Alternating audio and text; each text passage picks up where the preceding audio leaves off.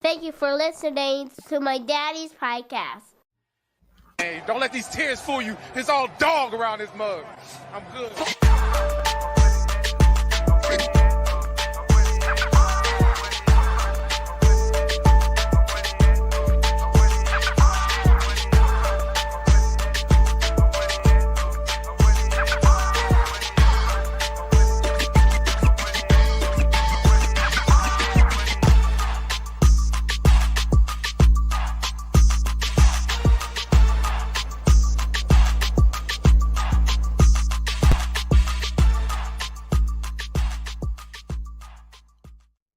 Hey, what's going on, Who Dat Nation? It is yours truly, TJAY Jones. And yes, I am the host of the State of the Saints podcast. Thank you so much for checking out the State of the Saints podcast, where we talk New Orleans Saints. On this edition, we're going to be talking about the NFL free agency, and we're going to be talking about what the New Orleans Saints did as day number 2 of free agency kicked off. Of course, tomorrow is the start officially of the 2024 NFL season, which means that individuals that had contracts, they're subject to expire, which means that unrestricted free agents will be able to talk to teams, which I just think at this particular point is just a joke at this time. Like, honestly, we're supposed to believe that guys all of a sudden, like as soon as free agency starts, guys come out and have this contract with these many years, and it just so happened that it happened on that day. Yeah, right. I mean, the NFL, seriously, like if they don't understand that tampering has to be going on somewhere, or you don't have people talking to one another, like you got to be insane. But all in all, the New Orleans Saints, we're going to be talking about the selections. We're going to be talking about a certain defensive end that the Saints are scheduled to have visit. And we're going to be talking about who the Saints decided to sign on Tuesday. But thank you so much for all those that are in the chat right now. Shouts out to everybody that's listening at home, at work, wherever you are right now, wherever you may be. We're about as live can be. And I really do appreciate it. Normally, it's about 9:30 Eastern Standard Time. I normally try to have shows like in the mornings or the afternoons. But of course, when you have different things going on, like free agency, the start of the season, got to make some exceptions. But let's go ahead and get into it, man. First off, look, I completely understand what a lot of Saints fans are feeling right now. What they are experiencing. There's a level of frustration right now. We know the Saints haven't been to the playoffs in 3 seasons. The fact that the New Orleans Saints really need some help at certain positions, and you're watching all of these different teams out here try to address different needs, and the New Orleans Saints just seem to be sitting on their hands. And some people say that the Saints lack aggression. They lack the get up and go, if you will, when it comes to trying to get certain players. Well, I gotta say this. I don't think it has anything to do with the salary cap. We are smart enough to know that the New Orleans Saints know how to manipulate the cap. They have been doing this for quite some time. But my frustration when it comes to the New Orleans Saints is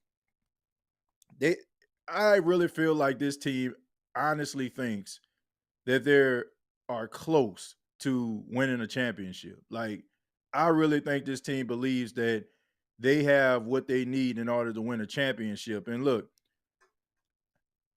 the Saints aren't the worst team that I've ever seen. They're not the worst team in the NFC. Some of the issues that plague this team, you can honestly say probably has something to do with the arrogance of the organization, not really being aggressive when it comes to coaching selections. Some of the mistakes that were made during games, you have to chunk that up to the coaching. They have a decent team. My biggest issue is the Saints are what I like to call fundamentally slow defensively. Like they remind me of the San Antonio Spurs. Like, for those that watch basketball, the San Antonio Spurs. Like I'm talking about when Tim Duncan and Manu Ginobili and Tony Parker were there, right? They weren't wowing you with, with the basketball skills. They weren't crossing you up or anything like that. They weren't throwing live passes. They were just a fundamentally sound basketball team. And, if Tim Duncan was open in a post, throw it to him, let him bank it off. The only person that had that level of excitement was Manu Ginobili. He was probably the only one that's like slashing to give you a level of excitement. But for the most part, they were good. They were fundamentally sound, but they were boring as hell. And I look at the New Orleans Saints defensively. They're good. They're talented, but they're slow and boring as hell. They're going to do what they need to do in order for them to like neutralize guys. But we all know that when it comes down to it defensively, you got to have some speed. And this is something that I feel like the Saints aren't addressing. Now, they did go out here and get a linebacker, which we're going to be talking about in a few minutes. But none of this is going to move the needle. And we can say, oh, they're waiting for the NFL draft. But to be honest with you, do you really look at the Saints draft picks and feel like where they are picking that they can actually bring somebody in that is just going to change the misfortunes of the defensive line, linebacker, core, cornerback? Like, I don't know about all that, especially when you look at the fact that more than likely, based on what I'm seeing, based on what I'm thinking, they're probably going to be going offensive line, especially when you have Chase Young possibly coming into your building. That's one guy. If they sign him, you don't have to worry about a pass rush because he's still young. He had 7.5 sacks this past season. He was dealing with injuries. So we know what he can be when he's healthy. I mean, he was a disruptor when he was in full health, and he's starting to get back to that. So if the New Orleans Saints can bring this guy in, then that only leaves like an offensive lineman. But you still need some speed, man. And I just feel like that's something that is lacking from the New Orleans Saints. And I just think that the New Orleans Saints in their minds feel like they are really, really close. Look, I don't know how close the New Orleans Saints is. Some of it I think about when I think about this team. I look at the NFC as a whole, and no team in the NFC just scares me. Not to a point where I feel like the Saints can't beat them head to head. My biggest concern is about the coaching. Can the coaches put these guys in the right position to succeed? Can they do it? That's the main question. I have absolutely no idea. No idea whatsoever. But hold on one second. Hold on one second.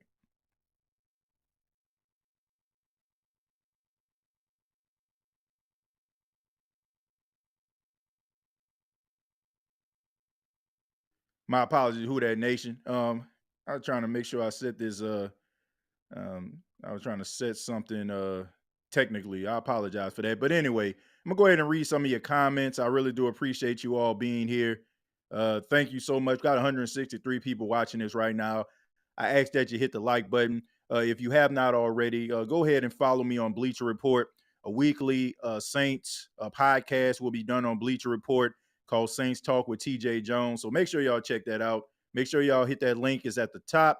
It'll bring you directly to that. Go ahead and follow that, and you'll get up to date notifications every time I do an episode. But we'll go ahead and talk a little bit about some of the things that you all have to say before we get into the Saints signing a linebacker, a two-time Super Bowl champion. Let's start with Axe a Bum here. Says Derrick Henry was out there. We passed. A.J. Dillon and Aaron Jones were out there.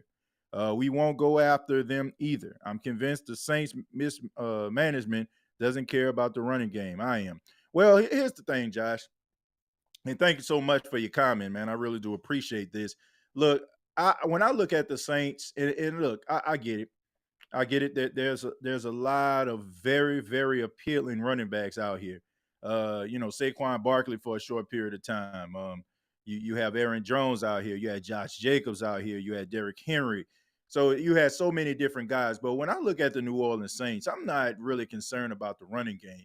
I think a lot of what we didn't see, Josh, was, because of a guy that you didn't really care that much for, which was Pete Carmichael. And I think Pete Carmichael play calling kind of did not set these guys up to do some of the things that they do best. And I just feel like maybe we got this false sense of who these guys really are. I don't think that the Saints really did a good job trying to do what was right by these guys.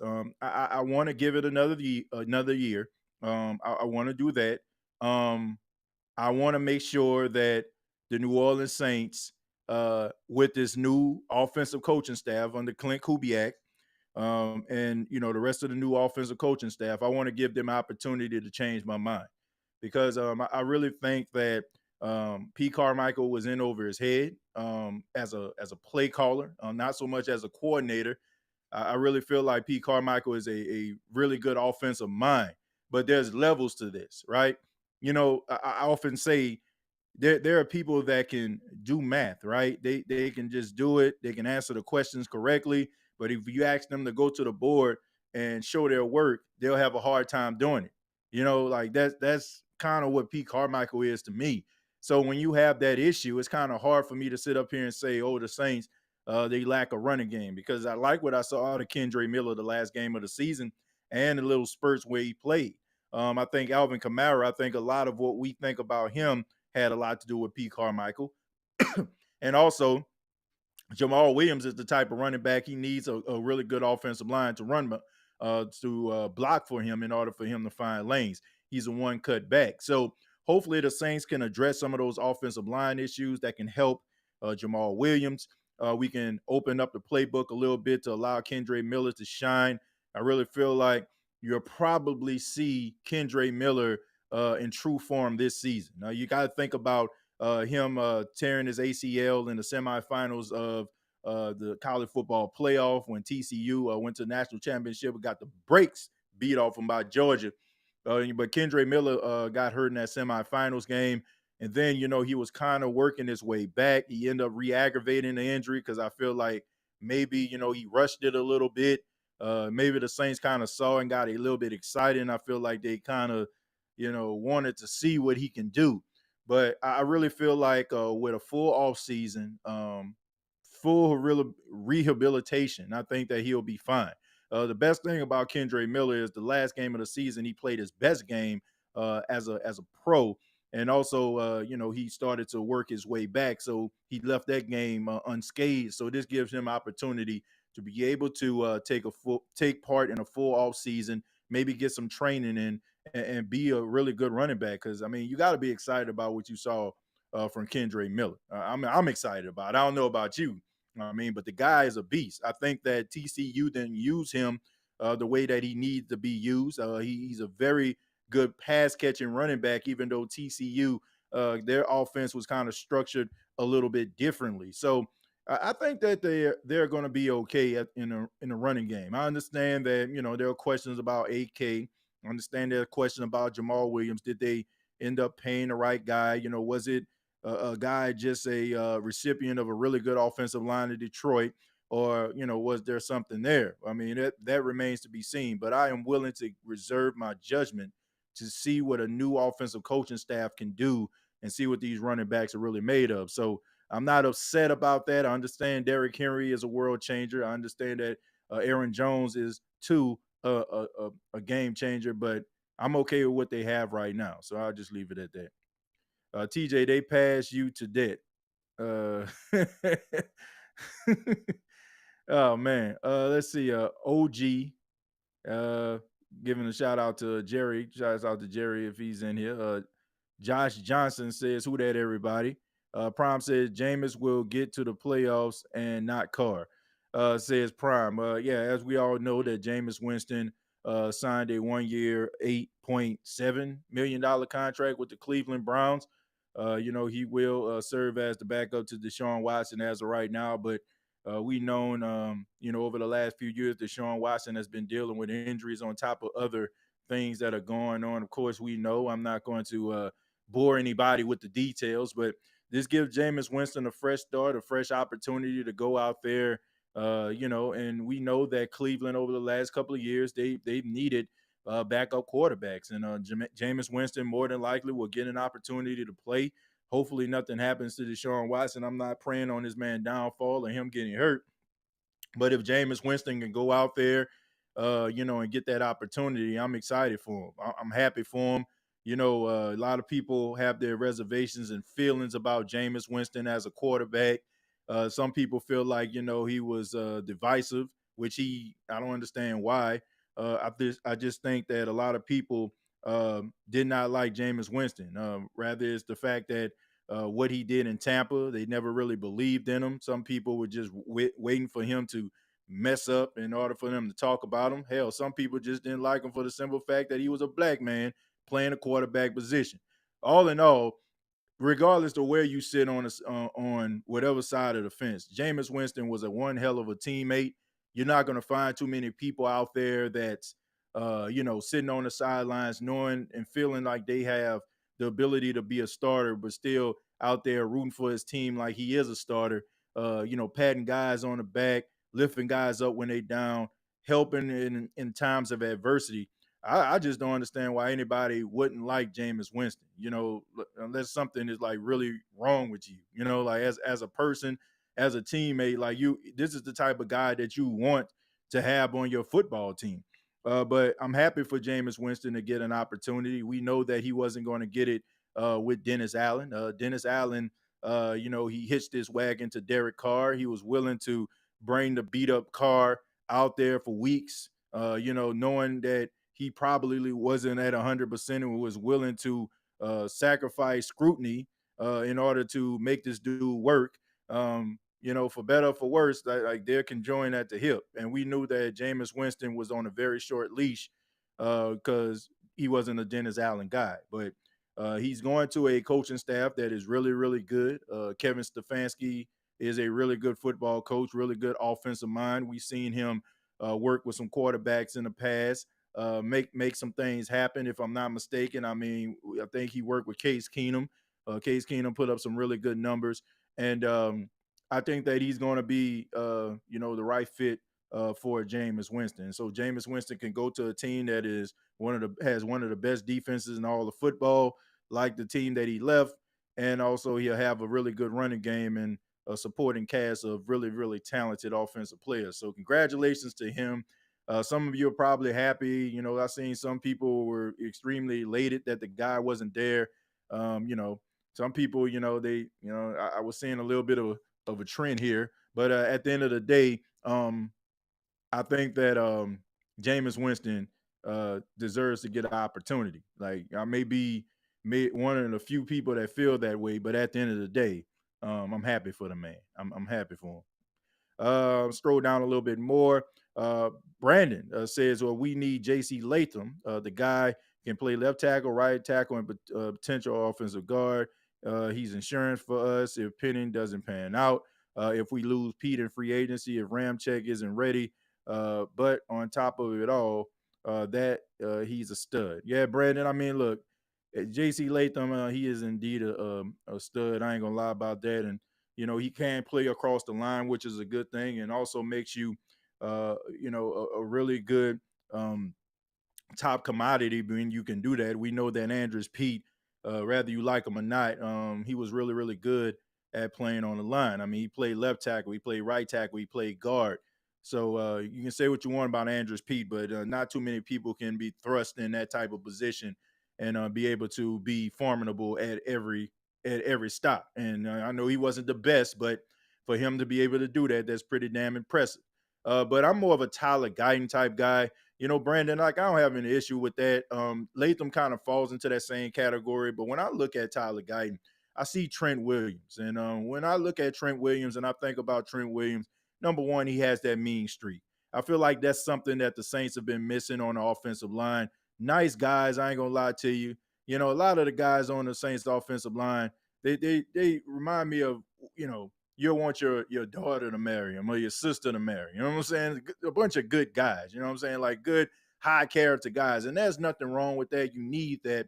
But when I'm looking at the offensive line, I need a guy whose screw is a little bit loose, right? Y'all see like Jason Kelsey, jumping out of the luxury box and shotgunning beers at the game when his brother playing, right? There's a screw loose right there, right? But he's an offensive lineman, so nobody seems to care. Like he's walking out there, almost below zero temperatures with no shirt on, and a ski hat, and everybody just sitting up there laughing, right? Because he's an offensive lineman, and everybody understands.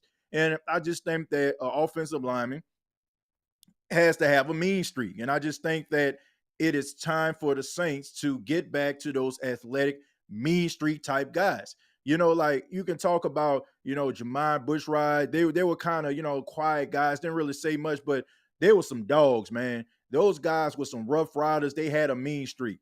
Bushride had a mean streak. Goodwin had a mean streak. My guy Jari Evans had a mean streak. Zach Strief had one. I mean, all across the line. You wasn't touching Drew, right? You weren't sniffing Drew. And I feel like that is something that has been missing. So Tyler Guyton can kind of be the fire starter with that. And if Trevor Penning can work out, we all know that he has that mean streak. It's not so much about him not being made of the right stuff mentally, right? It's the athleticism and some of the things that he's dealing with. But we know if it all comes together, Trevor Penning is going to be a dog and a force, right? Because we ain't got to worry about nobody bullying him. We ain't got to worry about nobody, like giving him extra and he ain't about to give it back to him. If you put Trevor Penning, hopefully the light comes on for him on the left side, and you bring a guy like J.C. Latham or, a guy that I feel like they should go after, Tyler Guyton, I think that you'll have yourself the start of, having a real mean, nasty offensive line. And it goes back to what Josh was saying. Then you'll probably see a little bit of improvement in the running game. And we wouldn't be talking about Derrick Henry or talking about Aaron Jones, because we'll see that the Saints have the right stuff in the backfield. So I think that's what the Saints need. I think you need some nasty guys on the offensive line. They're talented. When you think about Ruiz, I mean, he's taking step forward. I mean, we criticize him quite a bit, but he's taking step forward. Eric McCoy has really kind of got acclimated playing center, and he's one of the best in the NFC. And then you have Ryan Ramczyk, who's been dealing with injuries, but still, well respectable and still one of the best right tackles in football. So if you can add a little bit more on the left side, you might have yourself a little something. So that's what I feel like the Saints' priorities need to be, getting that athleticism on the offensive line. Tyler Guyton, to me, is made of the right stuff. And if he's there at 14, I think the Saints need to select him.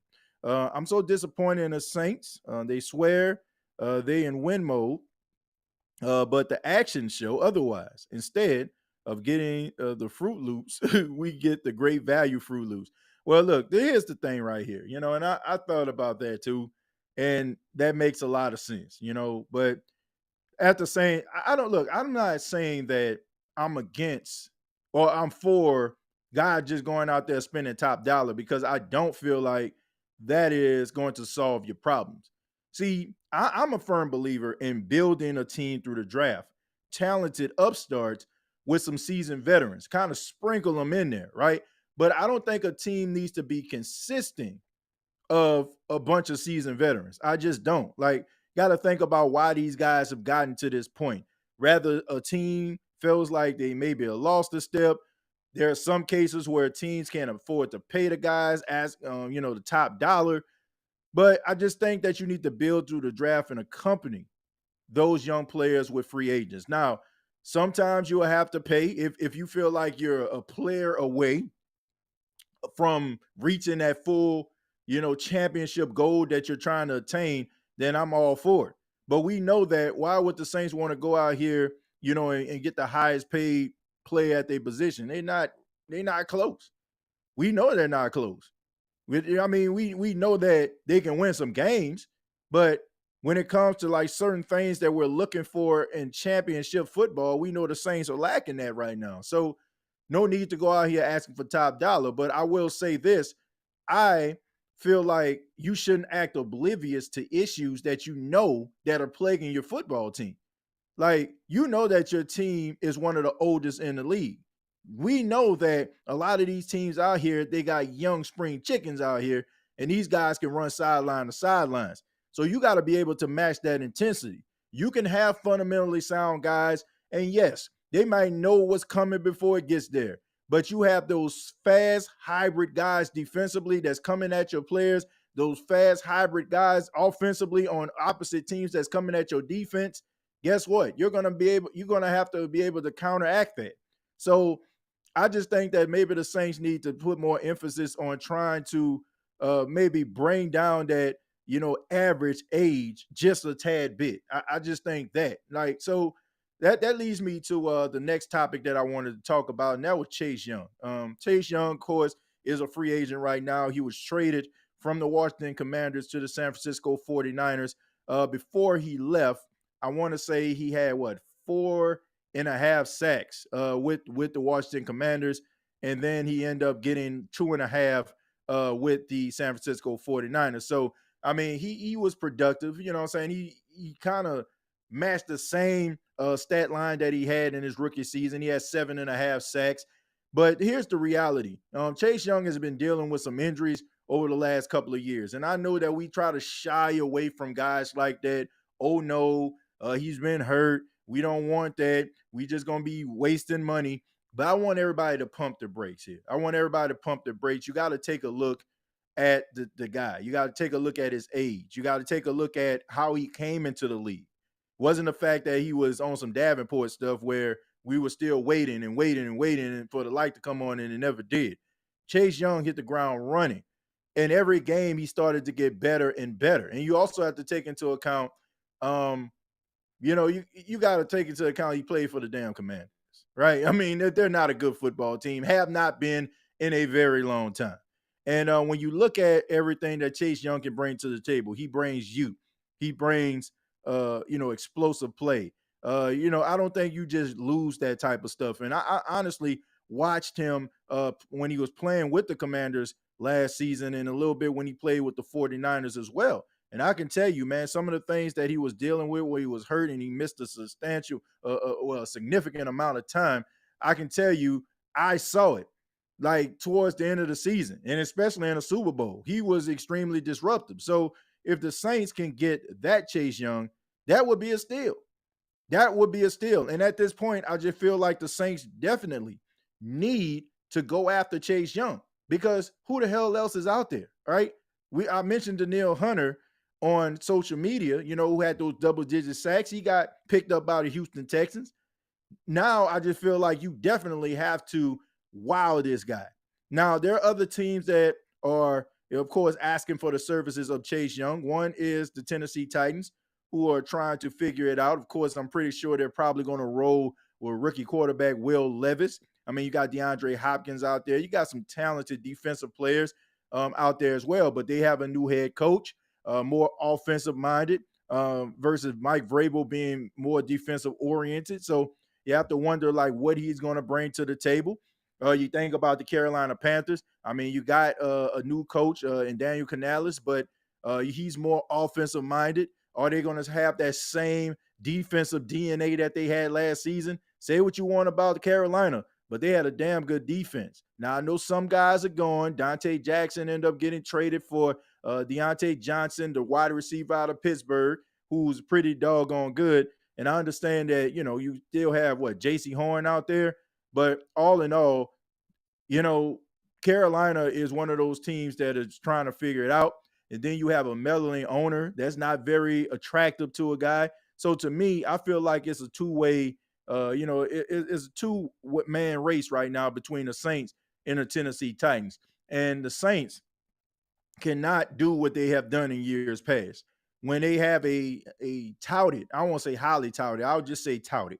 When you have a touted free agent, or in years past, a highly touted free agent come into the building, they have this whole, well, we'll love to have you, but we don't need you type approach. And guys don't want to feel like that. They want to feel the love. I don't know if y'all remember on Ballers with The Rock on HBO when John David Washington, Denzel Washington's son were playing, and it was the episode when he actually, came to the Saints, and he was like, man, I don't feel the love. I don't feel the love.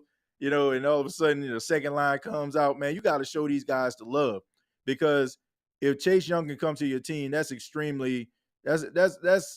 game changer to me. And you can kind of focus on some of these other positions of need. If this guy can come out here and give you, close to double-digit sacks, and then you just pay Carl Granderson for double-digit sack type money, you can have yourself a really good 1-2 punch, a Freeney Mathis type thing going.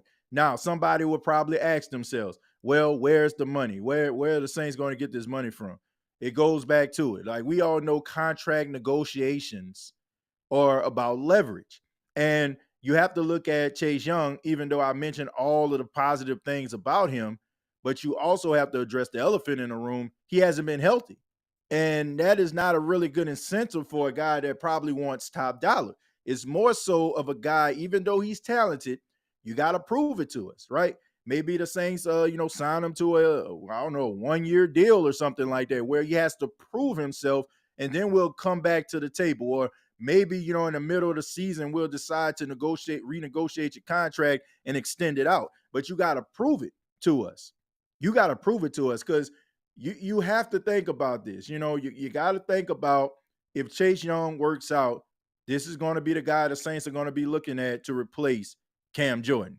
And we all know what Cam Jordan means to the New Orleans Saints. We all know what Cam Jordan has done. He has been the Iron Man for the New Orleans Saints. He's arguably, well, I won't say arguably, he's one of the greatest New Orleans Saints of all time. To me, he deserves to be on the Mount Rushmore of New Orleans Saints players. So if Chase Young is that guy, he is going to be the successor to Cam Jordan. So if you know, and he's proven that to you, then I think that you need to go ahead and sign him. But the Saints definitely need to show this man the love. If he walks away from this, you have to know that you gave it your all. But you can't have that approach like, we love to have you, but we don't need you, because you do. This defensive line has struggled to generate a pass rush for the last 2.5 years.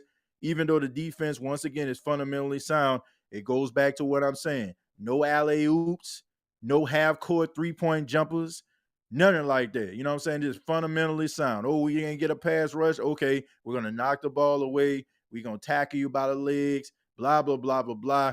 You need some excitement. You need that live from half court. You need that jumper from half court. You need that Steph Curry with the shot. And it comes with a guy with the talents of Chase Young. That is that guy, right? That's going to wake the Superdome up defensively when a crowd going crazy and stuff like that. Everybody going to be going crazy because they know that noise is going to make a difference. Can you really say to yourself, if you've been in a Superdome and it's third down, that your noise made a difference, and more than likely they about to get that sack? Haven't felt that way in a very long time. So hopefully Chase Young can come in and maybe change some things around and help the New Orleans Saints get to where they need to be. Caleb, thank you very much for the $5. Says, even if the Saints made a big splash in free agency, it wouldn't matter as long as Dennis Allen is our head coach. A lot of people feel like that. One person in particular, no cap, no filter. I mean, my guy, man, is really going through it right now. But yeah, look, I say this, and I'm going to continue to say it. I want the Saints to win. Do I believe in Dennis Allen? Hell no, I do not. I don't believe in Dennis Allen. You don't believe in Dennis Allen. Only the people out here that feel like their allegiance is conjoined to this team believes in Dennis Allen, right? Nobody believes in him. Like, if you're being honest with yourself, right? But at the end of the day, this is my favorite football team. Been cheering for this team as long as I can remember. Never wanted to see them lose. Even when it was losing, I never wanted to see them lose. And I'm not going to start feeling that way now. Do I want Dennis Allen up out of here? Yeah, I really do. Do I feel like he's the answer? No, I do not. Do I feel like it's inevitable? Yes, I do. But I don't want to see him lose. Like, I don't want him, as he's the head, if he's the head coach of the New Orleans Saints, losing football games, because that means that the team is losing football games. So I have no choice. You have no choice, to be honest with you, to cheer for the, Dennis Allen's success, because you want your team to win. I mean, I know that sounds crazy. I know some people are like, man, TJ, you tripping, but it's reality. If you sit down and you watch the Saints playing the Falcons, or watch the Saints play the Chiefs or the Broncos or whoever the heck they playing, you're sitting down. You're not sitting down watching and hoping that the Saints lose. Now, if you're feeling that way, then, man, maybe you need to check yourself. Now, I can understand towards the end of the season, you're like, man, I just want this fiasco to be over. But if it's week one and you sitting up there hoping that the Saints get the brakes beat off of them to try to prove a point, like, we missing a mark here. You want your favorite team to win. You want them to be successful. So I'm not rooting for this dude to lose. Now, if this is another year and he underachieves, then he needs to go.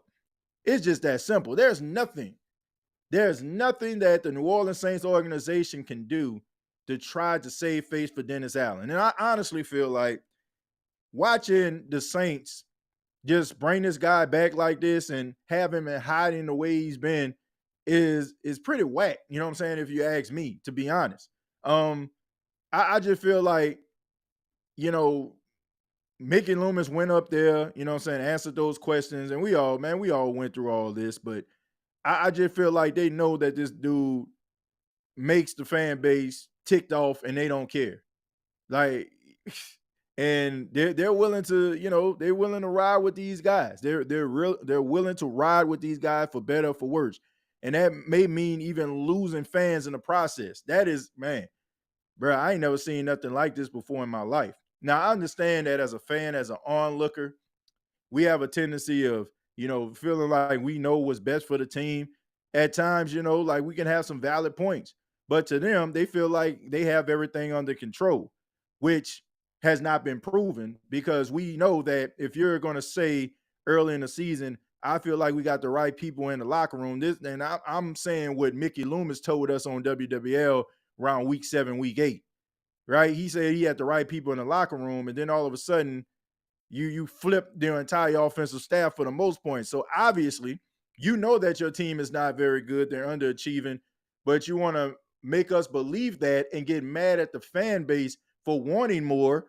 And even deep down inside, you know that you need more and you changed it around. So why wouldn't fans get upset and be skeptical about the entire team and where they're going, if even you have to admit that this team isn't on the up and up? That's all I want to know. But I mean, he said it. Did he not say it? Did Mickey Loomis not say that we had the right guys in the building?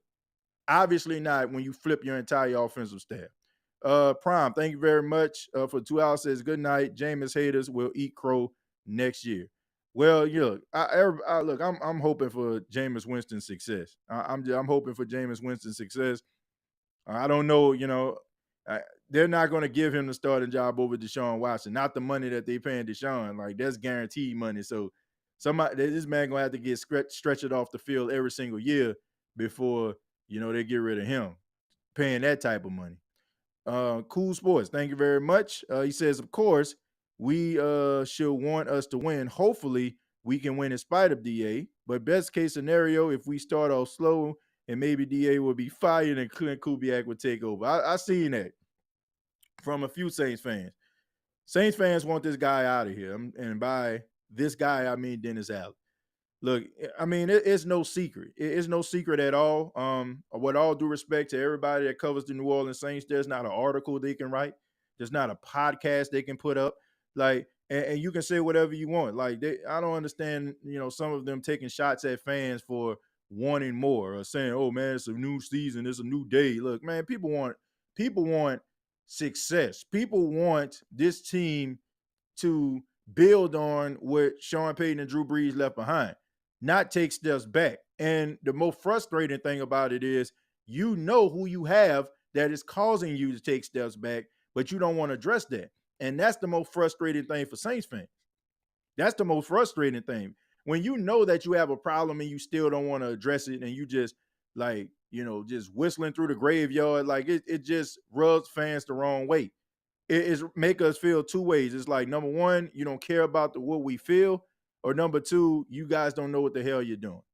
And nobody wants to feel like that. Nobody want to feel like they're on the island all by themselves, and nobody want to feel like their favorite team doesn't want or their best interest at heart, which is the team to be successful. So look, that may be the answer. I don't know. Him getting fired may be the answer.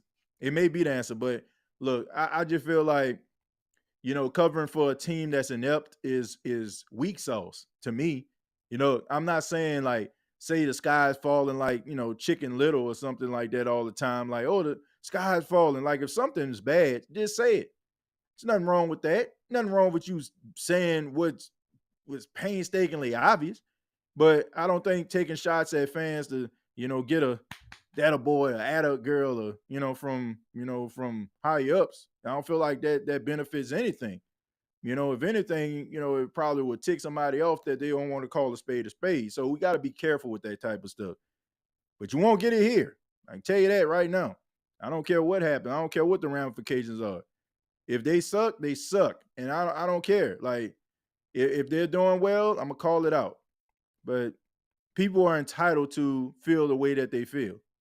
And I don't feel like I'm inciting anybody. Some people like, you know what you be doing on the podcast. I don't try to incite anybody. Like, and if I am inciting anybody, the Saints are making it really, really easy to do that because, you got to do what's best for the team, not what optics makes you look like. Because if you're not doing the right thing, eventually everybody's going to find out anyway, and you're going to look like an absolute buffoon, and people aren't going to have time anymore, and they're not going to give you an opportunity to try to correct these situations. They already feel a certain way about Mickey Loomis because they know he's third in command of the entire team. So he can run this team any way he sees fit. So there's no real like blowback from any bad decisions that he make. It's just, I'll do better next year, right? And he can keep on doing this over and over. Jerry Jones style, right? He can keep on doing the same thing over and over again. When the former owner puts you in his will, right, to say that you're third owner of a football team, what can you do? Right? So he walks into the press conference. He doesn't walk in as a GM. He walks in as an owner. So it's a difference. And people know that. So they're like, is he taking advantage of that? So he has that, he has that shut the F up type stroke. That's what he has, right? When people say, when somebody got that F off money, like they can tell anybody anything, that's what he has. So he doesn't have to like sit up at night and wonder, when the ball gonna drop, when he gonna get fired. He don't need that, right? He can walk into the press conference, chew gum, make people feel like their questions are like, a waste of time. Make feel like the fans, response and frustration is a waste of time. You can do that when you third in command of a football team. So when fans know that you have that type of stroke, when you got that type of seniority, that type of tenure, you can't just sit up here and try to, throw stuff in it, pee in the air and tell the fans it's raining. Like, don't insult the fans' intelligence. A lot of fans invest a lot of money in this football team. And I think they need to start acting like it. Yo, TJ, hope all is well with you, your wonderful family, and your wonderful viewers. Always hitting the like button to show support. Who that? Well, I appreciate that. Thank you so much, man. I appreciate that. And man, I want to stop here. And speaking of which, I want to give a special shout out to Chosen, man. I checked out a video that he put up on X yesterday or Twitter, and it was just some kind words, man. And it really meant a lot to me, man. I've been doing this podcast for those that probably just tuned in, probably just clicked on, wondering who the hell this dude in the black shirt and black hat is. I've been doing this podcast since 2018, and I understand that, we don't have that long arm, that stretches all the way. But when, I press record on this show every single time, I put everything I have into it. And I try to bring a little bit of character. I try to bring a little bit of, creativity from time to time to make people laugh, try to make people think. And, I don't know who I'm talking to for the most part. Some people in the chat I know, but there's a lot of people out there that probably never been in a chat but checked out this show. And sometimes they'll send me kind words. And I just want to let everybody know, man, I appreciate you. I appreciate every single person that's ever put the subscribe button, the like button, ever like kicked it for like 5 minutes. I really do appreciate it because, I love what I'm doing right now. And I love every single person that believes in me, like that believes in me. And that meant a lot. So I want to give a special shout out to Chosen for doing that. You drink a little bit of Gatorade.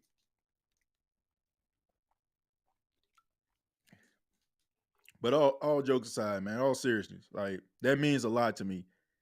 And I just want to let y'all know that means a lot that you got so many people here right now that support this show. And like I said, if you're new and this is the first time checking me out, hopefully it won't be your last. Let's see.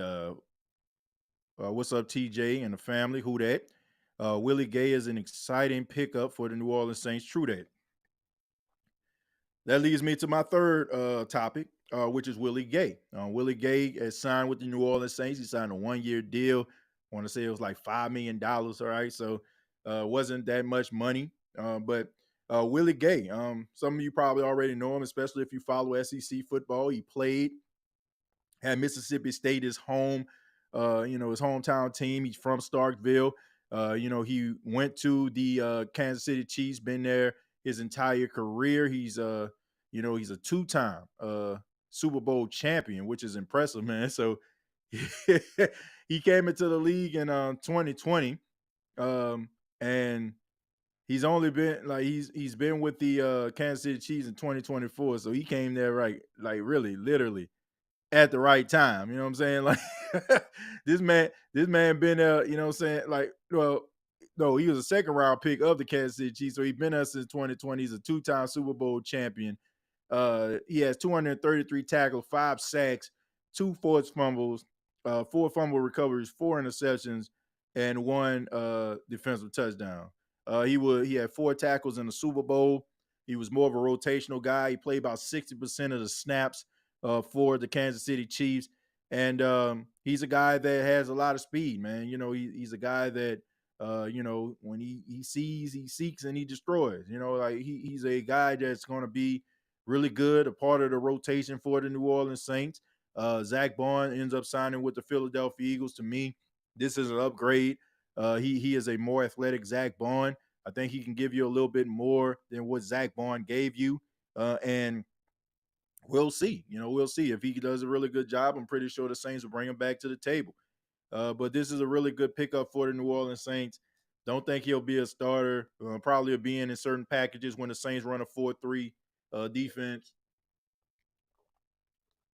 But yeah, I think that this is a good pickup.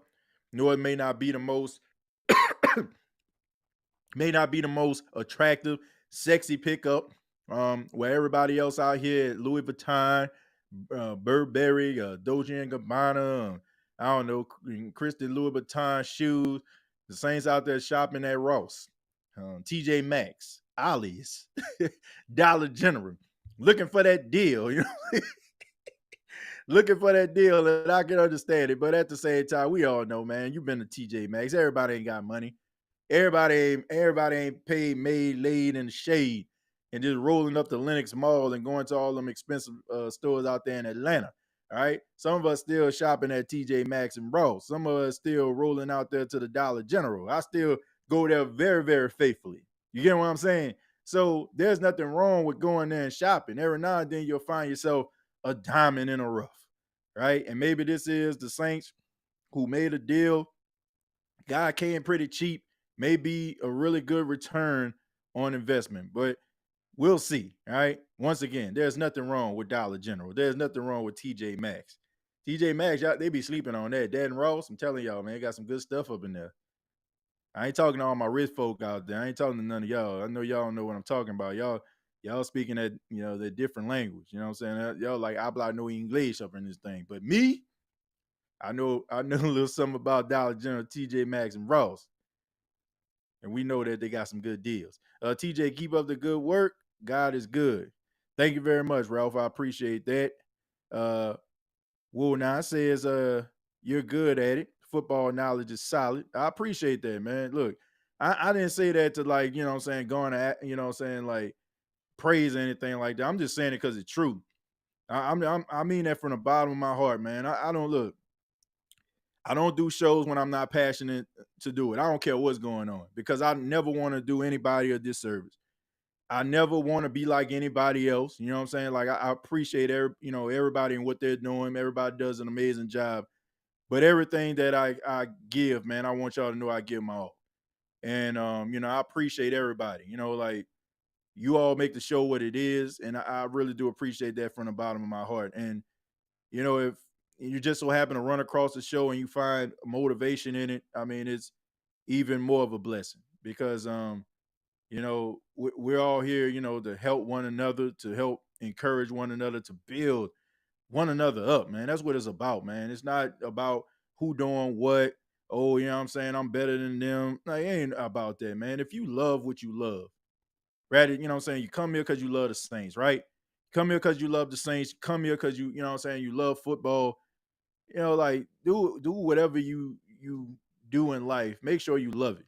You know, and like I said, man, I just appreciate everybody, man. Appreciate the love and the support since 2018. Since 2018, man.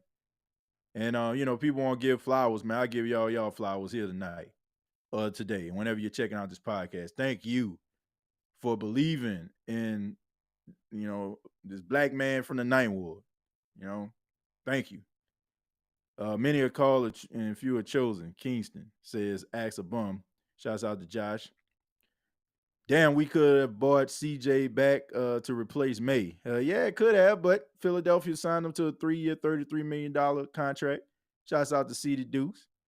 You know, doing his thing, being unapologetically him, which I think that's what you know, was missing. Let's see. TJ is the best number one. He is the go-to guy for Saints, top notch. Well, I appreciate that, man. Look, like I said, I'm not the guy that's out there, you know what I'm saying, on the ground. I'm not, you know what I'm saying? But I still, you know what I'm saying, love this football team. And you know, I hope everybody feel that every time they listen to this podcast.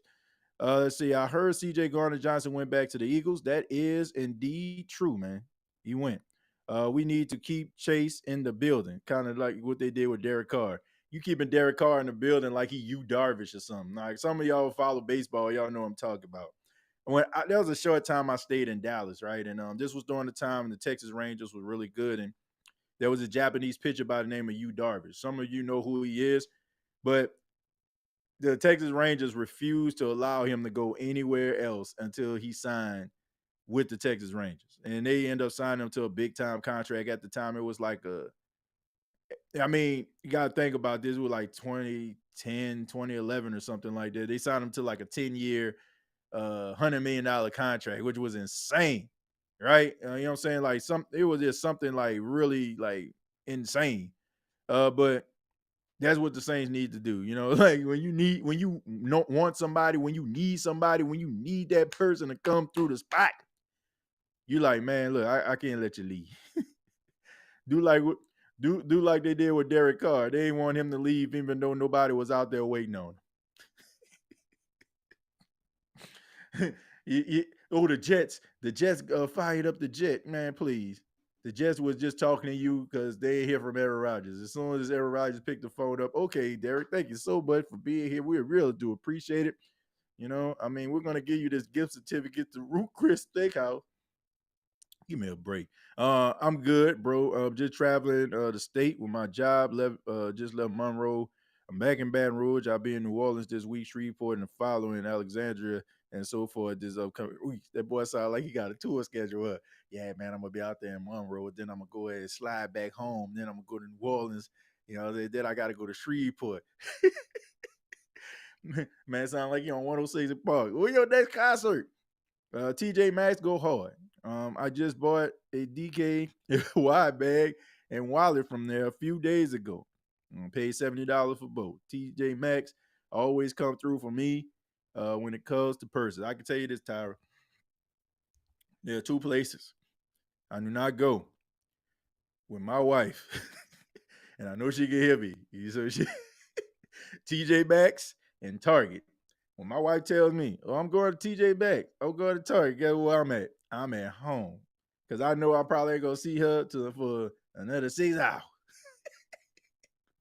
But that's our stores right there, man. Real talk. But yeah, man. But you can find some really good things in there, man. I think TJ Maxx need to give me some type of endorsement. I've been plugging them all night. Let's see. I noticed your tweets about them. Needed to do whatever it takes to get Chase Young. Signing him would be one less hole the Saints need to address. It also means they're serious about turning this around. Brandon, I agree with that. And that's the Saints are big on optics, right? How things are perceived, right, Brandon? How things look. That's what it is, right? So by signing a guy like Chase Young, tells the entire Who Dat Nation, that you understand that you've been lacking on the defensive line and you want to address it. You understand that Carl Granderson is the young upstart, but he needs somebody opposite of him, and Cam Jordan is getting up there in age, right? So that would give us an indication that they're serious, right? You can't just say, "Oh man, we had one of the best defenses in the league." Yeah, you did, but how good would your defense be if Carl Granderson takes a step forward, and then you add Chase Young, and then you have Cam Jordan in there, right? And you're rushing the quarterback and Brian Brzee. I mean, you got to be impressed with that guy. And who knows what Isaiah Foskey can do going into year 2. So if you can bring all of this to the forefront, then Saints fans will be like, man, okay, they're serious about winning. They're serious about turning this thing around. But when you're just okay and you're just, man, just chilling because your defense was good and you're like, okay, we got Dennis Allen, who's a good defensive mind, and he is. But you can't take that stuff for granted, because just like you are, feeling like your team defensively cannot be stopped, guess what? There are other teams out there that are looking at your defense, knowing that your defense, was pretty tough, and they're trying to find ways to counteract that. Look at what the Atlanta Falcons are doing, right? They bringing in Kirk Cousins, they bringing in Moody. You got Drake London coming back. You got a new offensive coordinator in Zach Robinson, who came over from the Rams, going to bring that type of philosophy there. They're trying to find ways to counterattack what you're trying to do. I was watching this Netflix special, not Netflix special, but Netflix movie called Queen's Gambit. It's about this very gifted young lady who was really good at chess. Like, she was just a savant, picked it up very, very easily, right? And, she was just winning all the time. And then all of a sudden she came in front of a guy who, was really, really good at chess. And, he beat her. And she was in shock. She could not believe it, right? It just basically rocked her foundation. But she wasn't doing the necessary things in order for her to, to take that extra step. She got a little bit full of herself. She didn't take that guy very, very seriously. And if the Saints defensively start looking at themselves like, man, I got it all together, I can't be stopped. Guess what, man? Once again, Carolina, they trying to cook something up. Laugh at them all you want to. Tampa, they cooking something up. I mean, they didn't win the division back to back, right? You know what I'm saying? Like, they're doing the right things. Atlanta, like them or not, laugh at them, make fun of them. I know I do. Still gonna do it. Don't care what they look like. But they are making the necessary steps to become better. And you just can't be like, oh man, we did this last year and it worked, so we're gonna do it again. No, man. It's about elevating, right? You did some things and they worked, but you still didn't make the playoffs. You know what I'm saying? You still can't, you know what I'm saying? You still didn't make the playoffs, so you still didn't do enough. Cool Sports said Yu Darvish pitches for the Padres now. Yeah, I mean, but that was my whole point. Like, I just remember, like, this was when he first came from Japan. Like, you know what I'm saying? They did not want to let him out the building. TJ, much love. You are really my go-to guy when it comes to my Saints news. Keep up the great work. Mike, I appreciate that. Thank you. Thank you so much. Let's see. TJ State of Saints podcast is so underrated. His coverage of the Saints is second to none. If TJ don't know, then no one knows. Objective and factual. I won't say all that, but I appreciate that. I appreciate that love right there. But like I said, I just do my best, man. I just do my best.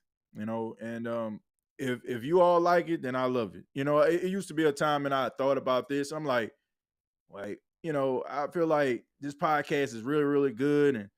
And, I kind of be frustrated about some of the things that were going on, especially like when people that probably don't really, know about it and they just think that, I'm just some type of, somebody that just out here trying to bite or steal other people's ideas. That right there, like, tick me off. But I learned, you know what I'm saying, as long as I got the people, I'm good. As long as I got the people, I'm good. And I'm talking to the people that are my people. You know what I'm saying? Like, and I ain't just talking about people that share this, right? I'm talking about my people, the people that from the city, the people that from the Gulf Coast, people that been following the Saints their entire life. That culture is embedded inside of them. I'm cool with that.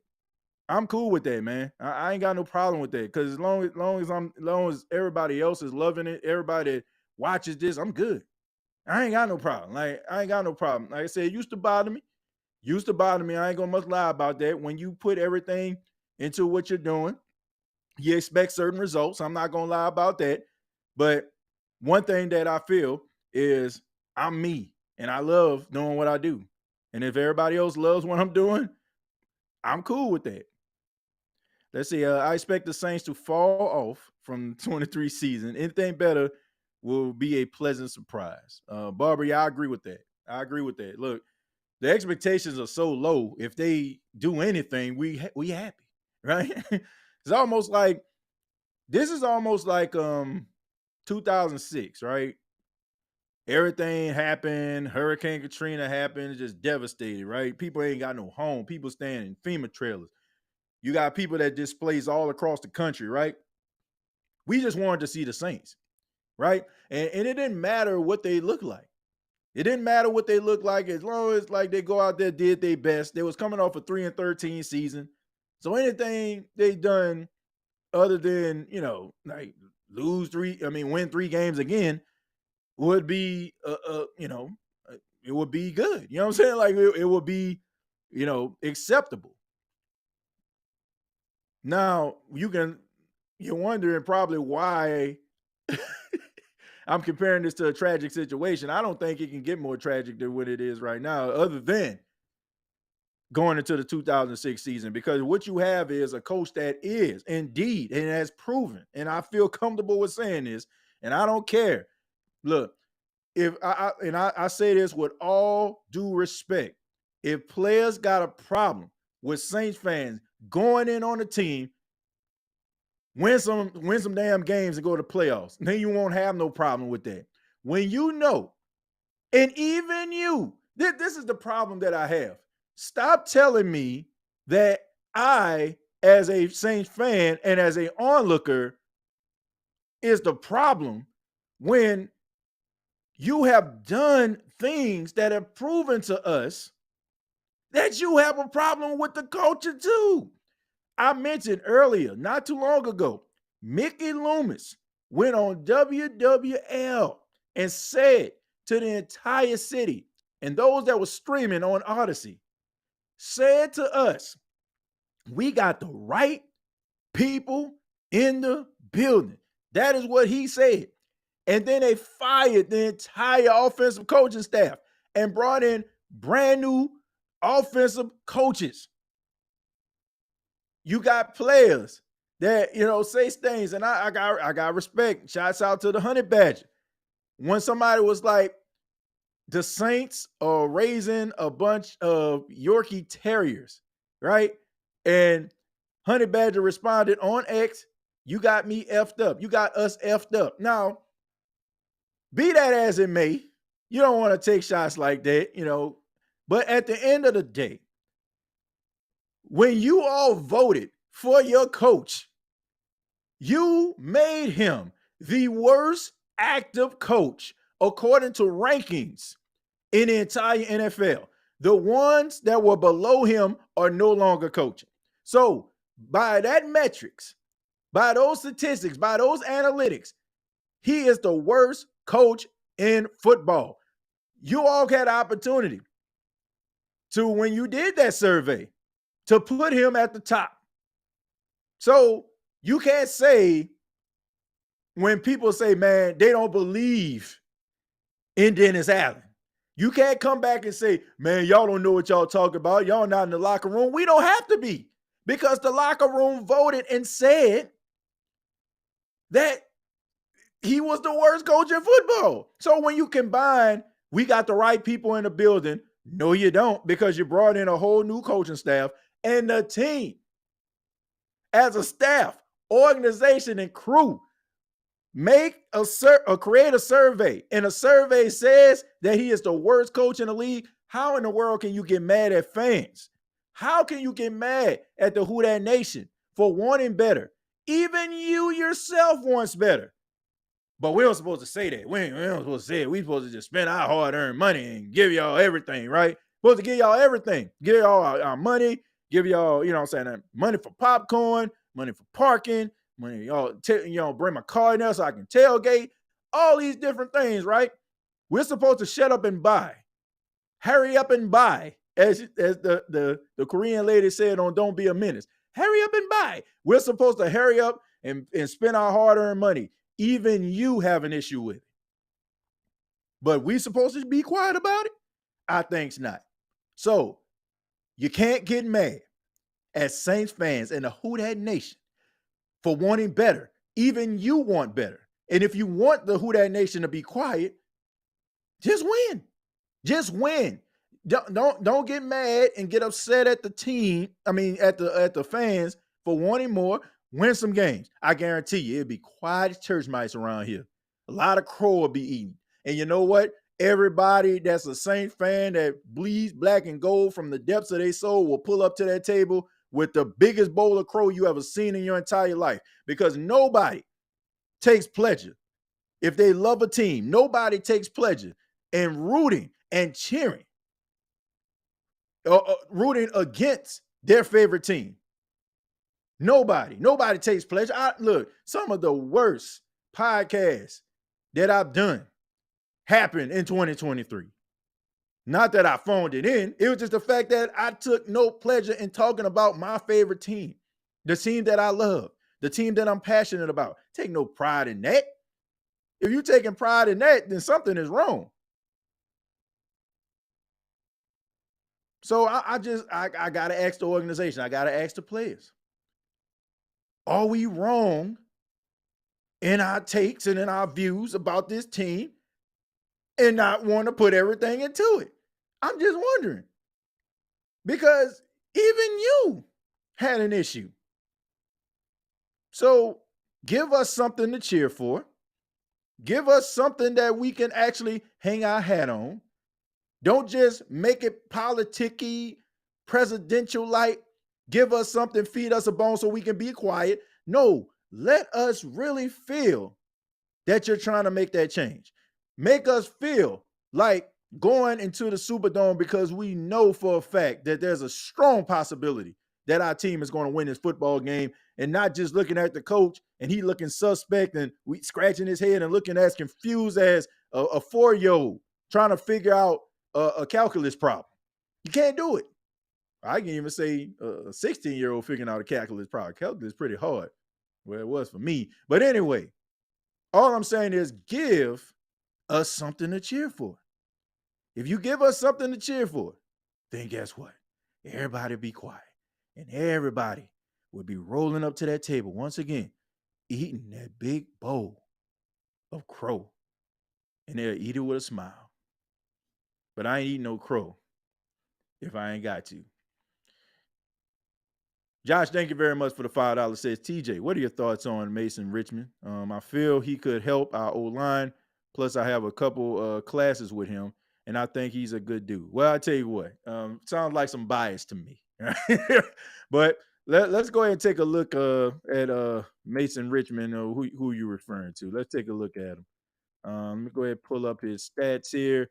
They got him going up for the NFL draft. First off, for him going to Iowa, that is a plus because, you know, they form really good tight ends and offensive linemen, so that's a plus. I'm gonna be honest with you, I don't know that much about the young man, but I'm gonna just go ahead and read his stat line here. He's 6'6", 312 pounds. He plays offensive tackle. He also plays guard. Yeah, man. I mean, he got all the measurables. Basically looking at him. Going to Iowa, you know what I'm saying, being able to be like playing tackle and guard is a plus. I have to see, you know what I'm saying? I have to see. Wasn't I'm gonna be honest with you, wasn't a guy that when I was looking at offensive line was an individual that was just at the top of the list. So I'm pretty sure he probably has a little bit of uphill climb, but I think, you know what I'm saying, you going to the right school. I know he has the right coaches. I mean, if you're offensive lineman or a tight end going to Iowa, you're going to be all right? You know, it's rather you're going to have a really good career if you don't make it in football or you're going to be a really good, solid offensive lineman for 9 to 10 years in the league. And if you're a tight end, yeah, you're going to eat. You're going to eat. TJ, your son would be a better coach than DA. Hey, it's funny because we be throwing around the football. You like, Daddy, go over here. Now go over there. Like, okay, all right. May got some coach in him. May got some coaching. Let's see. We just going to have to use our own power and boycott games until DA is gone and DC can go too. Well, I say this. Some people can roll with this. Some people don't have to. I'm just giving this suggestion. All right. It is a brand new season. It's a brand new season. Everybody's 0-0. Never know what's gonna happen. You know what I'm saying? Never know what's gonna happen. I look at this team, I look at other teams, and I think to myself, there are no world beaters in the NFC. Not even the 49ers. Like the 49ers, good, really good, but they got you know what I'm saying? They got some holes in the boat there. So to say that there's no hope, like absolutely no hope, like I can't accept that. So going into the season is different. Now, whatever side of the fence you stay on, man, I ain't spending my money. I completely understand, but I also understand for people that's like, I'm gonna go ahead and I'm gonna see what's going on now. If they on that bull, then I ain't gonna be wasting my time. But I mean, I'm just saying it's just a brand new season. It's just a brand new season, and I get it. I get the frustration, but I'm at a point where I'm like, okay, last year was last year, and this is a brand new season. So, you know, hopefully they can play better. And I may be wrong. But I'm not going to knock anybody for like, you know, want to go to the Superdome, want to go to the game when they have their first home game.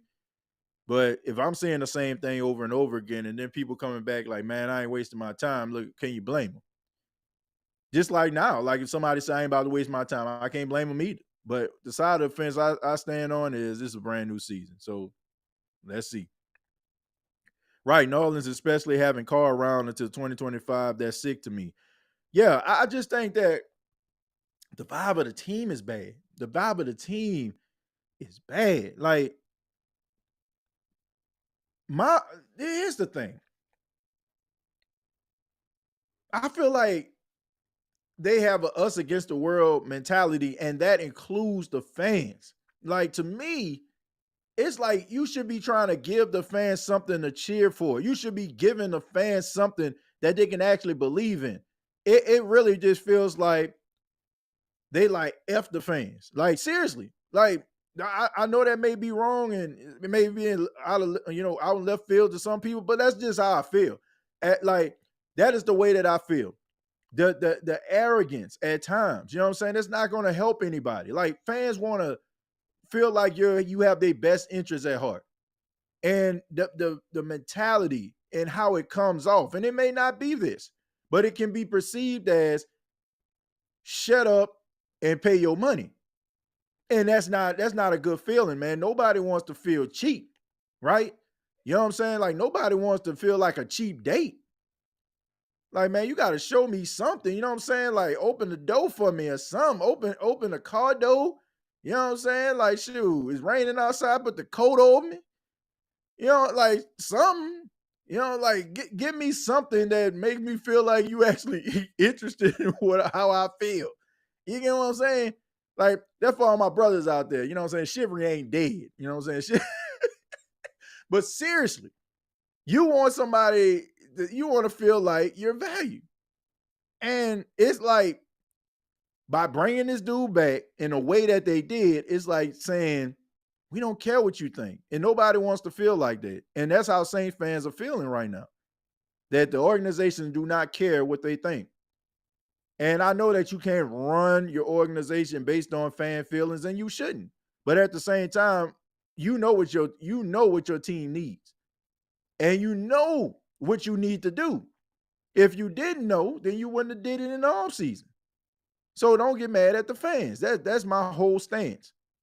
Stop getting these boys to be out here making us as fans and fans feel that our gripes are not justified and chunk it up like y'all don't know football. Hell, everybody don't know all about the X's and the O's of the Willies or the Joes, but I know what good football look like, and that ain't it.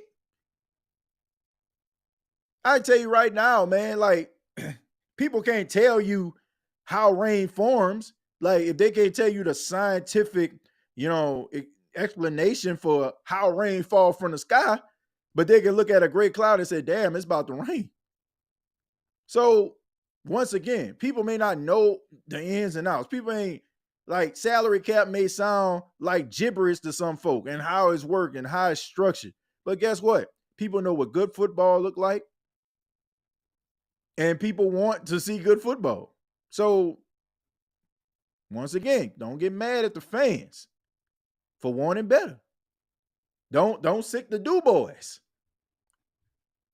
on fans because the fans want, this team to do better. The problem is half of the team are us against the world, and the other half are with us saying, what are we doing? Yeah, like that's the thing. Look, I get it. That's why you need guys like Cam Jordan in the locker room. That's why you need guys like DeMario Davis in the locker room. You need those older veteran guys. I won't call them old, older veteran guys to let these like young bulls know, hey man, look, man, get off X. You know what I'm saying? Get off Twitter, get off social media, get off TikTok. Like you need that.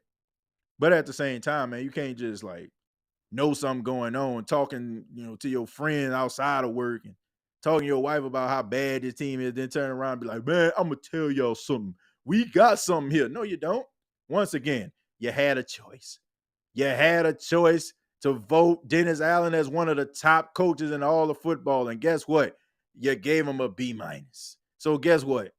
What they say, that means that you on board, right? And you co-signing. You co-signing that change needs to be made. Especially when he's up there and the only coaches under him are ones that's fired. What are you saying? May not like what the fans are saying, but you're saying it too.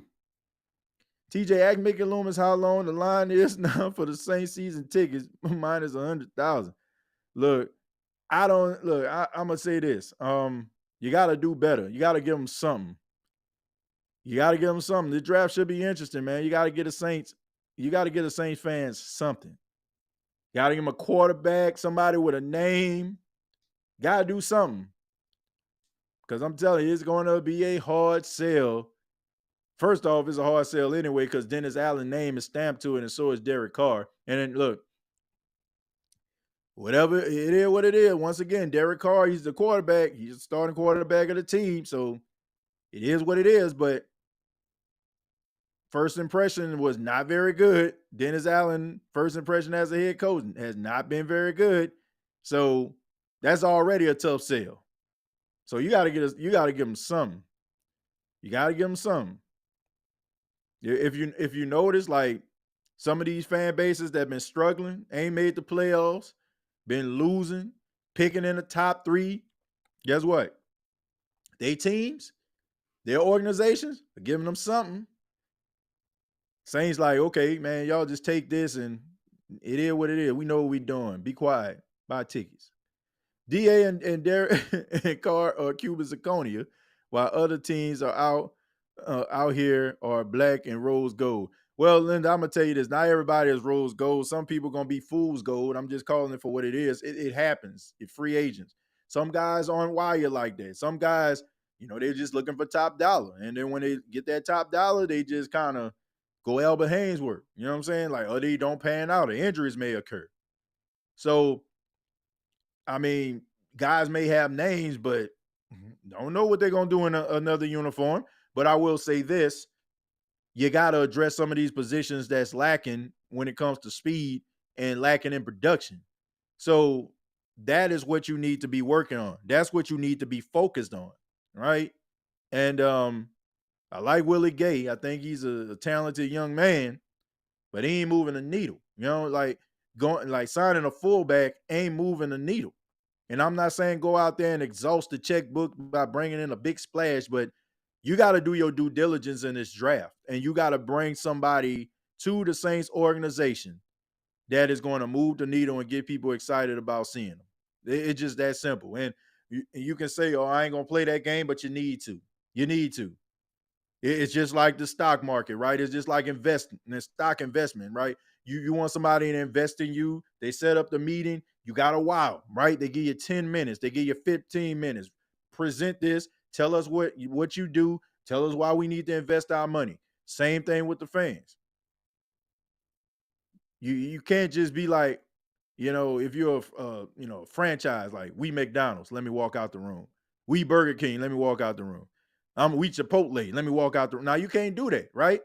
Like you can't just rest on the fact that 2009 we brought y'all a championship. Well, what was it 15 years ago? 15 years ago that championship didn't happen. You know what I'm saying? Like, shoot, you gotta polish that thing up every year to make it shine. But if that thing should be rusted if no brass cleaner got on it. I mean, you got to get these fans something to cheer for. You got to get these fans something to be excited about, right? And I'm not saying like reach, but you got to do your due diligence because right now the morale of the Who Dat Nation is pretty low. And like I said, I like Willie Gay. Like the fact that they got Chase Young scheduled for a visit. I like that, but you got to make sure that you land these guys. And I will say this about Dennis Allen. You can say whatever you want about him. But the guys that we be wanting, he get them. We wanted Jarvis Landry, he got him. Didn't work out, but he got him. Wanted Tyrann Mathieu, right? We got him. So you got to give him credit in that regard. He's a much better pitch man than Sean Payton was. Because, I mean, Sean Payton, like, you bring in Ndamukong Suh or you bring in some other top free agent, you ain't getting them. Like, they just wasting time, wasting jet fuel here, because we know it ain't about to come through the spot. But all in all, you got to give them something to cheer for. And by them, I mean the fans. Don't you want to cheer? Like, you don't feel, like, if you struggling to cheer for your team, you don't want to feel like this. You don't want to feel like this, man. You don't want to feel like all hope is gone. Like nobody want to feel like this. And nobody want to feel like every decision that the team is making is a bad decision. Because once again, I mean, Willie Gay can be a really good linebacker for the New Orleans Saints. I mean, they signed him to a 1-year deal, but who knows? Could be the start of something much better. Chase Young might come in. If you sign him, he might be the secret sauce that you need on your defensive line. So I'm not going to just watch everything they do and just be pessimistic about it. I will say that once again, you got to give them something to cheer for, and it needs to have a new attitude, a new swag. You got to have like it got to look different. It got to look the part. Like you can't have this passive aggressive type personality, and and want people to buy into it. Like nobody like loser football. Nobody wants to feel like a loser. And people don't want to feel like that you don't believe in them. Right? I mean, I don't know. We're going to kick a field goal, even though, it's 4th and 2. Go for it. If you don't get it, at least you try.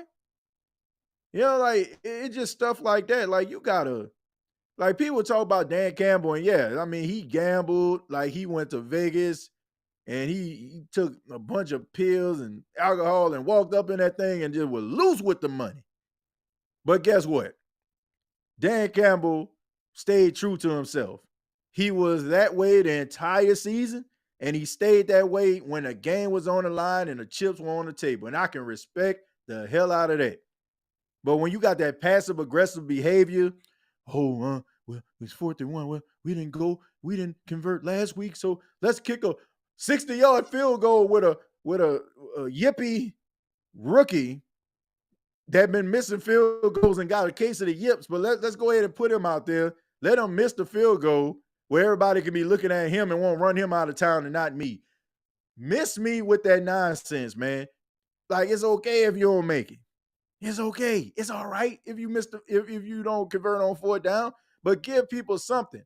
Like, man, the energy that the Saints team had under Sean Payton was just unbelievable. Like it was almost like showing, like people got to a point where if referees or something like that got on showing or something like that, people ready to jump out the stands.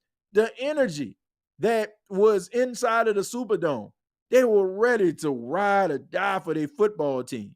You don't have that anymore, man. Ain't nobody riding or dying right now for this team when it comes to the coaching staff and quarterback. Like, man, nobody feeling like that right now. Probably except for Wi-Fi Willie. That's about it. You know what I'm saying? Derek Carr can do no wrong in his eyes, but anyway, he like the only person, you know what I'm saying, that's Cape Crusading for him like that. Him and his family. Like, come on, man. Like, y'all know what I'm talking about, man. You better not, like, Drew Brees can walk through a dark alley 4 in. Dudes can have knives, gun, a stick up, all that, right? Man, Drew, my bad, man. Let's move this stick up over here. Move it over there. Go ahead, Drew. You know, nobody was gonna touch this man. I mean, this Derek Carr in 1 year has a disgraceful float, has people like want to run him out of town and getting booed every time he hit the field. Like, that's insane. That is insane, man. Like, man, you got to do something. Like, man, my boy got to go out there and he got to ball out. He got to ball out, man. Look, it's going to take more than doing the Dougie in a loss versus the Rams. You know what I'm saying? To show people that you got some swag. Like Dennis Allen, you got to start winning, man. You got to hit the ground running. Right? I mean, right now the morale is low, man. It is low. Loomis needs to give us something to look forward to in the future. As of now, there is no direction and it seems stuck in mediocrity. Yeah, I mean, look, you got to give the Saints fans something, right? You got to give them something to believe in. And maybe they got it. Like, maybe it may come in a form of a player that's already on the team that needs to develop. And maybe that may be the spark. Who knows? Who knows? But the needle ain't moving right now. That guy is really annoying when it comes to Derek Carr. Yeah, I don't know. What the hell? I don't know, man. Like, is Derek Carr sliding this man a check or something? Like, the cape? I ain't like, I ain't never seen nothing like that in my life. Like, seriously, man. Look, I mean, he's very successful at what he does, man. He got some nice numbers, a nice turnout there. And honestly, man, even his voice, man, he has a voice for what he's doing. Like, he's a talented guy, but I'm like, if only you can use your powers for good here, you know what I'm saying? Like, instead of like trying to gaslight folk about, you know what I'm saying, like Derek Carr being good, like, you know what I'm saying? Like, but to dedicate an entire channel to trying to prove to skeptics that Derek Carr is like that, I mean, I guess I should be impressed. That you made a channel like that, it got the subscribers that you got based on that. Man, my guy is pretty talented here. Imagine what he could do if he was actually talking about Mahomes or something. You know what I'm saying? Like, caping for Mahomes or Travis Kelce. That man have 1 million followers right now. Drew, while you walking, come on, man, we give you a run for real. Ain't nobody gonna let nothing. Shoot. Drew Brees' feet, feet don't even hit the ground in New Orleans sometimes. Y'all know how it go. That, like, nobody gonna touch Drew. Carr, sleeveless, better be working this offseason. If he don't come out firing day one, we gonna lose it. Well, he said, it had a lot to do with the injury. It had a lot to do with the injury that he had earlier in the season that caused for him to play the way that he did. My question is, if he's that badly bruised and damaged, why the hell is he out there? Didn't benefit anything at all. Didn't help the Saints make the playoffs. None of that stuff. But I guess, it's just the fact that he's a tough guy, and he is. Like, you going through all that, played through all that, you're a tough guy. But at the end of the day, you're not helping a football team, and it can't come off and be perceived as being selfish. Like, you can be a good teammate and a warrior, but if you know that you're being a hindrance to the team and you can't do some of the things that you need to do in certain situations, might want to sit that dance out. I'm just saying, might want to sit it out. Just because we were quiet losers back in the day does not mean that we will accept this mess. They've been serving us for the last 2 seasons. Yeah, ain't nobody want that, especially like when you showed Saints fans prosperity. Like nobody want to go back to those dark ages. TJ, do you think the Mike T situation is scaring off free agents? Probably. You know what I'm saying? It depends on what the team is, but I'm pretty sure there's going to be a market for Mike T. Somebody's going to give him a chance. Somebody's going to kick some tires on him. You got some coaches out here, man, that stuff don't bother them. You know, you need a certain coach. I don't feel like if he went to Houston, D'Amico Ryans would feel like that matters. I don't feel like if he went to Pittsburgh, I don't feel like Mike Tomlin would have an issue with that.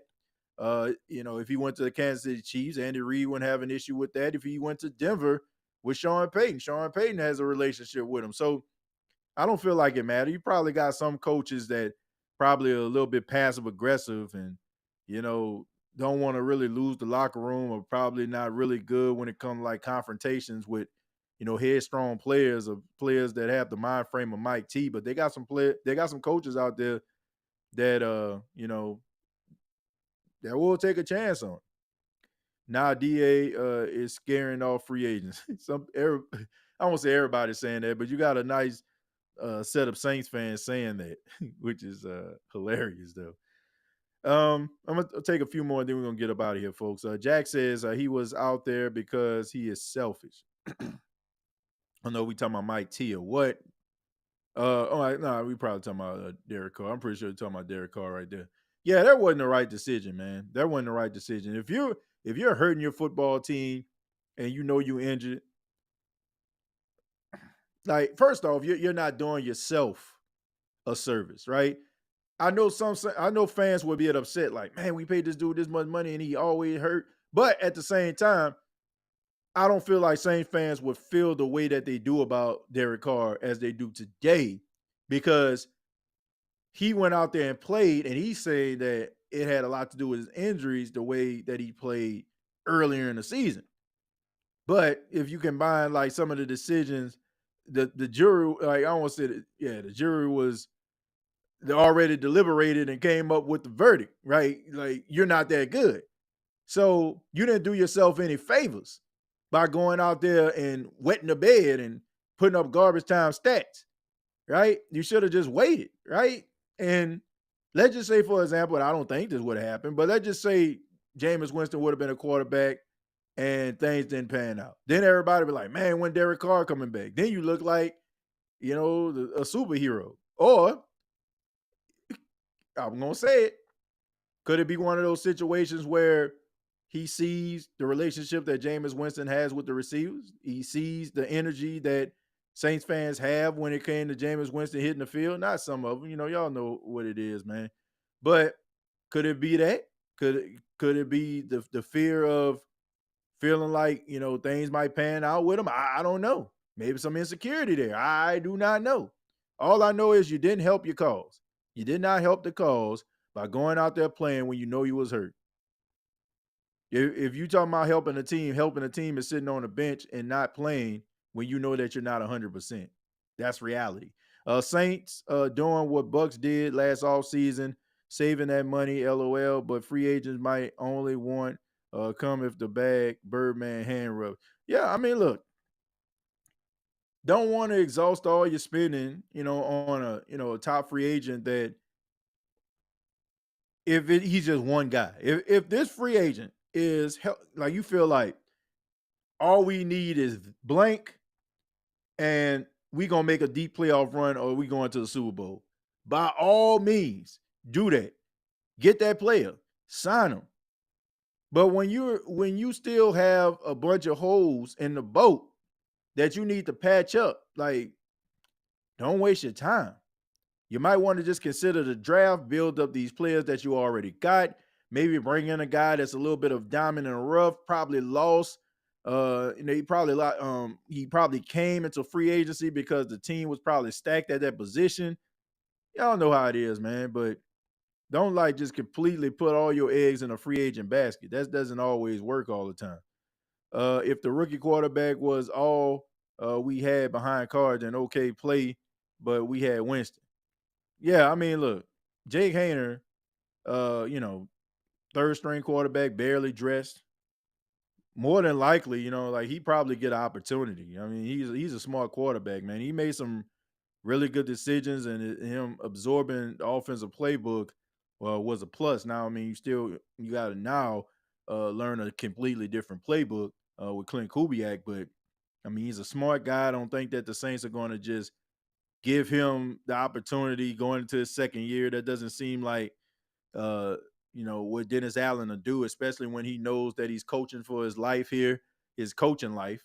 I don't feel like he would want to put all of his hopes in a young, a young quarterback who is going into his second season. So I look for the Saints to try to go after one of these veteran quarterbacks like the Josh Dobbs, like the Joe Flacco's, like the Carson Wentz, like guys like that. I expect for them to try to go after individuals like that. I don't see them hitching a wagon to Jake Hayner, even though, I like Jake Hayner. I like him. I think he's talented.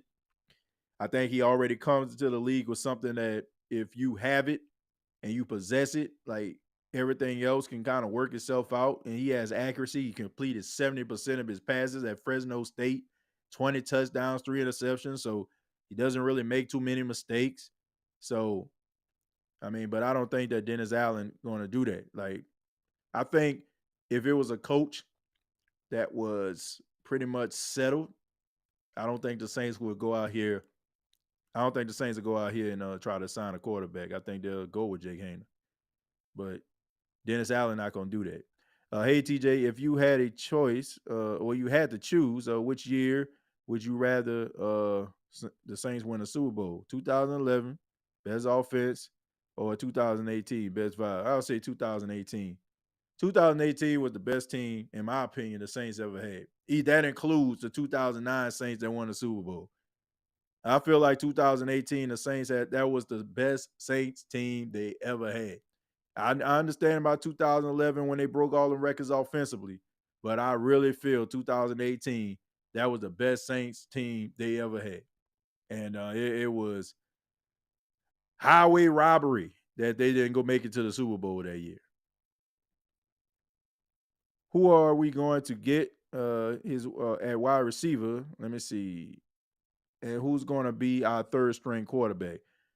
I have no idea. I mean, I threw some names out there: Josh Dobbs, Joe Flacco, Carson Wentz. You got some guys out there that can probably serve that role. Who knows? But whoever they get, I don't think they're gonna roll with Jake Hayner as the backup.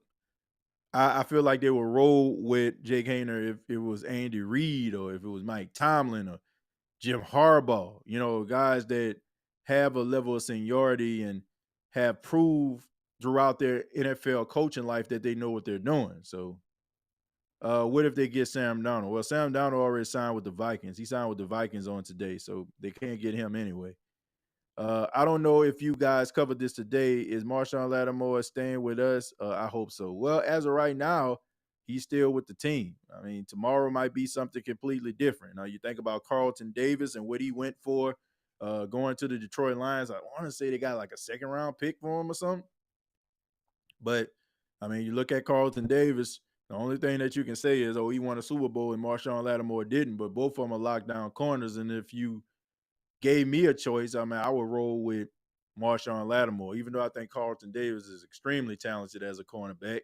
But I mean, if he going for a second, I mean, the Saints can get a second for Marshawn Lattimore. And finally, Tyrell says, I'm glad you do these shows, man. You inspire me to not give up on this team. Can't say the same about DA and Loomis. Well, Tyrell, thank you so much, man. It's the reason why I do the show. Number one, because I love the football team, regardless of what's going on. But number two, I just value everybody here, man. Value everybody, all the Saints fans out there. We speak the same language. We want the same things. I mean, sometimes, some of us go by land, some of us go by sea, some of us go by the woods. But all in all, man, we all trying to make it, to the Superdome to cheer for this team. Not, if not literally, figuratively, like we in that thing, right? And we want this team to be successful. That's just what it is. So I just appreciate everybody being here. Thank y'all so much, for being here. I really do appreciate it. This has been the State of the Saints podcast. 329 people watching this right now. I ask that you hit the like button. I'm going to do this one more time. I do a show on Bleacher Report entitled Saints Talk with TJAY Jones, a weekly podcast on Bleacher Report. I'm extremely proud of the opportunity to be able to work with Bleacher Report. And I'm just asking everybody to hit that follow, right? You hit the link, it brings you directly to the page.